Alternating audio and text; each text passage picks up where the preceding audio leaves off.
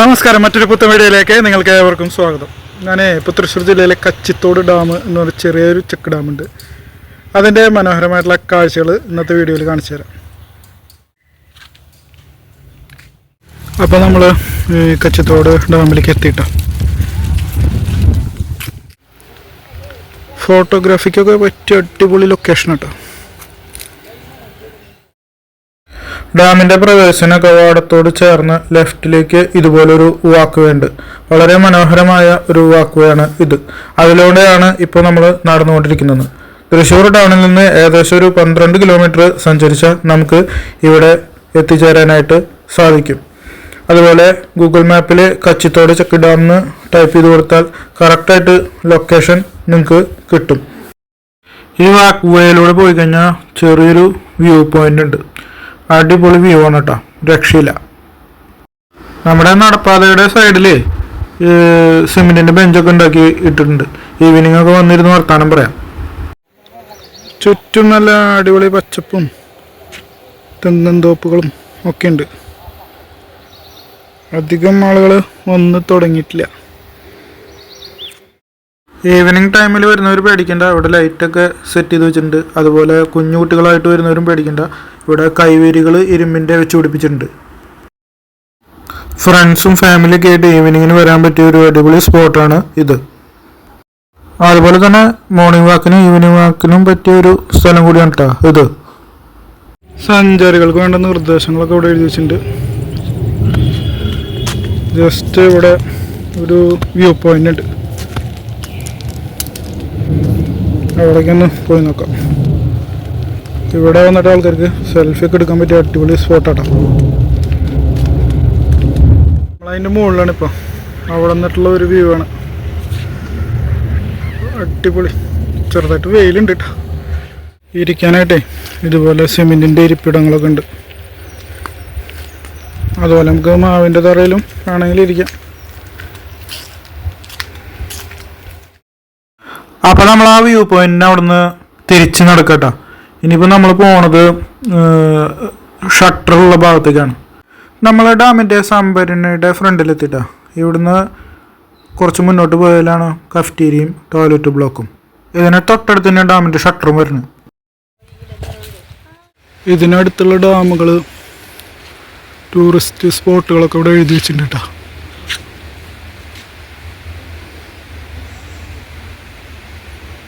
അവിടേക്ക് എത്താനുള്ള ദൂരം അതും രേഖപ്പെടുത്തിയിട്ടുണ്ട്. കുറച്ച് ദൂരം ഇത് കൂടെ നടന്നു നോക്കട്ടെ.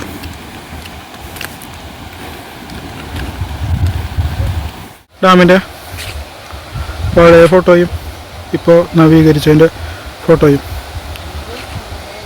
2022-ലത്തെ 2025-ലത്തെയും വ്യത്യാസം കാണിക്കുന്ന ഫോട്ടോ ഫ്ലെക്സ് അടിച്ച് വെച്ചിട്ടുണ്ട്.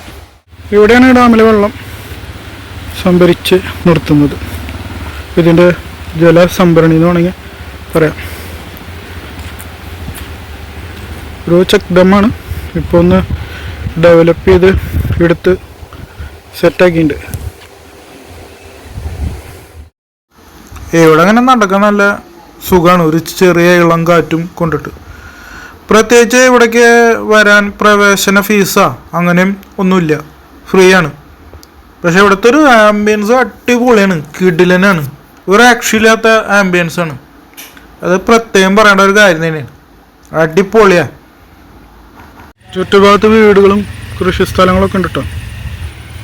ഈ കാണുന്നത് കൃഷിസ്ഥലം, അതിന് തൊട്ടടുത്ത് വീടൊക്കെയാണ്. ഇതിനോട് ചേർന്ന് കൃഷിസ്ഥലവും വീടുകളൊക്കെ ഉണ്ട് തൊട്ടടുത്ത് തന്നെ. നമ്മളിപ്പോൾ കഫ്റ്റീരിയയുടെ ഭാഗത്തേക്കാണ് നടന്ന് പോയിക്കൊണ്ടിരിക്കുന്നത്. ഈ വഴിയിലാണ് ചെറിയൊരു പാലം. ആ പാലത്തിനോട് ചേർന്നിട്ടാണ് ഇവിടെ ഡാമിൽ നിന്ന് വെള്ളം പുറത്തേക്ക് പോകുന്ന ഷട്ടറുകൾ.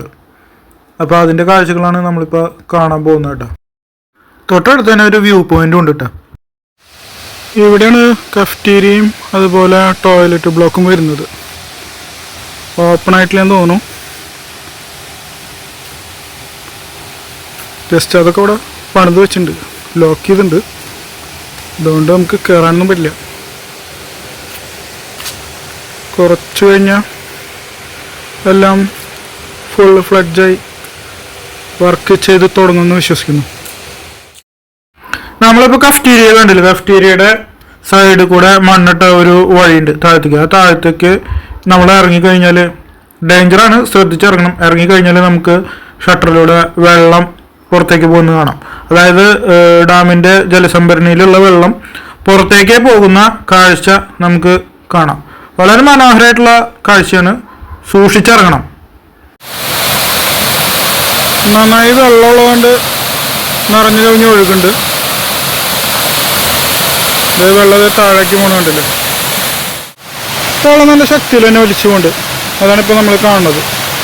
ഒന്ന് ശ്രദ്ധിച്ചിട്ട് വേണം ഈ ഭാഗത്തേക്കൊക്കെ വരാം, അപകടം ഉണ്ടാവാനുള്ള സാധ്യതകളുണ്ട്. ഇതിൻ്റെ സൈഡിൽ കൂടെ ഇങ്ങനൊരു വഴിയുണ്ട്.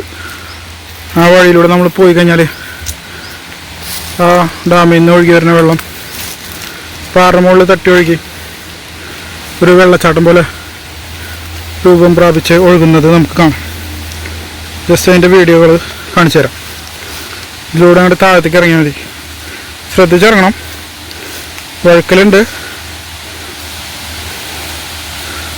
ഞാൻ അതിൻ്റെ വീഡിയോസ് കാണിച്ചു തരാം കേട്ടോ. ഇവിടെ നിന്ന് ഒഴുകി വരുന്ന വെള്ളമാണ് ഒരു വെള്ളച്ചാട്ടം പോലെ ഇവിടെ പതിക്കുന്നത്.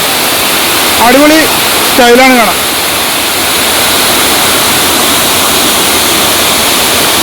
വെള്ളം നന്നായി പതഞ്ഞൊഴുകാണ് താഴത്തേക്ക്.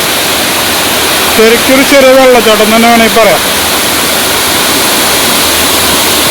അടിപൊളി കിടിലം വ്യൂ കേട്ടോ.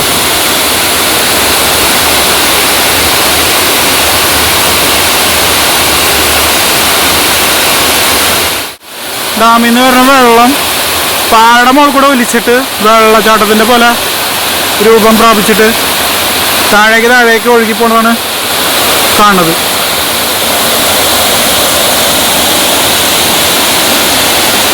വെള്ളത്തിന് നല്ല ശക്തിയുണ്ട്, നല്ല തണുപ്പുള്ള വെള്ളമാണ്. നമ്മളതിൻ്റെ വെള്ളച്ചാട്ടത്തിൻ്റെ വീഡിയോ എടുത്തിട്ടേ താഴെ നിന്ന് മുകളിലേക്ക് കയറി വന്നു കേട്ടോ.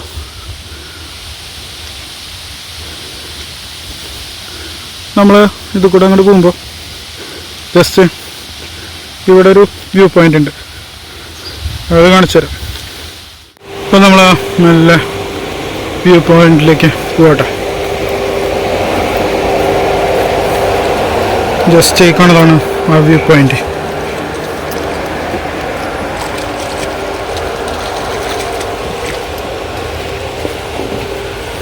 നല്ല അടിപൊളി വ്യൂ ഉണ്ട് ഇവിടുന്ന്.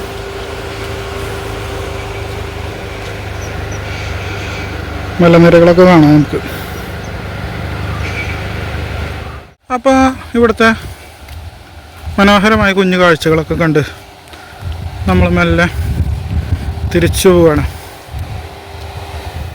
അപ്പോൾ ഇവിടുത്തെ കുഞ്ഞു കാഴ്ചകൾ ഇത്രയേ ഉള്ളൂ. കഫ്റ്റീരിയ അതുപോലെ ടോയ്ലറ്റ് ബ്ലോക്ക് ഒക്കെ പണിതുണ്ടെങ്കിലും അതങ്ങനെ ഓപ്പണായി കിടക്കുന്നത് കണ്ടില്ല. ചിലപ്പോൾ സമീപ ഭാവിയിൽ അതൊക്കെ തുറന്നു കൊടുക്കുമായിരിക്കും. അപ്പോൾ നമ്മൾ തിരിച്ച് നടന്നിട്ട് ഏകദേശം നമ്മുടെ വണ്ടിയുടെ അടുത്തെത്താറായി. അപ്പം ഇനി നമ്മൾ ജസ്റ്റ് തൊട്ടടുത്ത് തന്നെയാണ് മെയിൻ റോഡ്. വണ്ടി എടുത്തിട്ട് മെല്ലെ നമ്മൾ പോവാം. അപ്പോൾ മറ്റൊരു വീഡിയോയിൽ കാണാം കേട്ടോ. അതുവരെയ്ക്കും ബൈ.